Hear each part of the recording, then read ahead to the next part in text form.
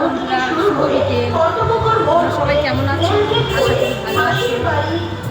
আমরা চলে এলাম বারুইপুর কাছারি বাজারে। আজ রথ পূজা, সেই উপলক্ষে একটা ঠাকুর কিনবো।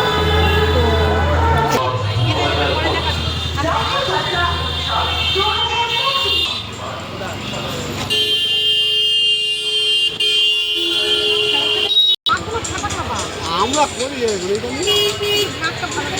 সব জিনিস দেখো, এই ঠাকুরটা আমরা কিনলাম।